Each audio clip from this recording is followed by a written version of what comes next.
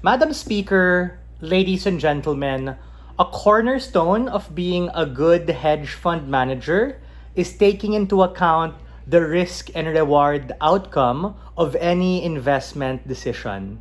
And as a young person, I think one of the most important decisions is being able to choose your first job that sets the tone for your career over the succeeding decades. If this person is as smart and above average, and if they're really as finance and economics coded, they would understand sometimes saying no is actually a dub for you. This is because a lot of these externalities that can affect you, which is the nature of that job, are literally outside your control.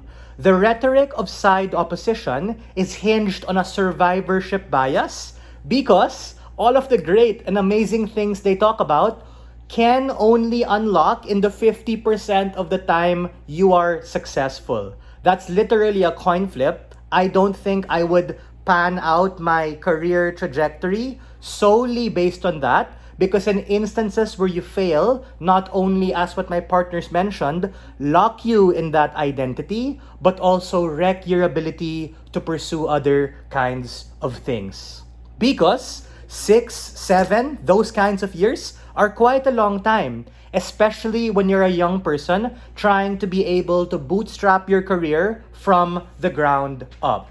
We on Side Proposition were consistent and nuanced this debate to the nature of hedge fund management. This isn't just any kind of awesome, high-paying job in Wall Street where you can wear a suit and look cool with a $500 haircut. Because my point of information to I think that depth was quite important, right? It's not the only career that you can choose. And they try to kind of misrep us and say, are you saying you'll be an entrepreneur? You'll be a venture capitalist?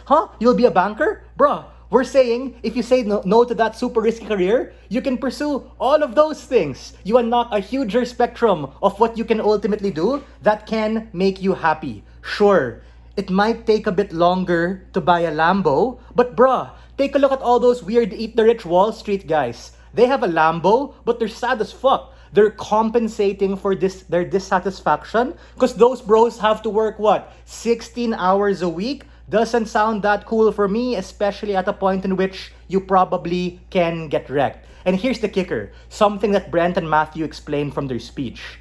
Even if you're successful, 10x career, you're a hedge fund manager, there's still a lot even more volatility that can happen, especially with the cyclicality of markets. Their side cannot take this debate because opposition's attempt to move the goalpost of their success condition is really not that symmetric. Things like money, network, happiness, you being smart, those are all heuristics that can lock you and coerce you into making this very sketchy and shady decision.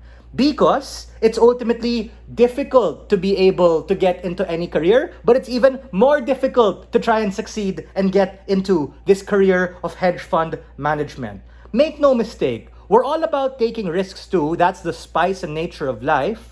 But you need to be able to take calculated ones, especially when you're a fresh grad, wherein you don't have a lot of those opportunities yet. Something that we consistently pushed and told you could potentially be a dangerous decision. You can regret. It can restrict your ability to truly make not just an informed decision, but affect the trajectory of your career in life.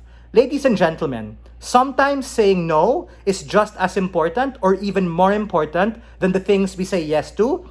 If you don't stand for anything, you'll fall for anything and everything that comes your way. And for all of these reasons, we are very proud to stand on Side Proposition. Hope to see all of you in Shanghai this year. Let's go back to INS. Thank you.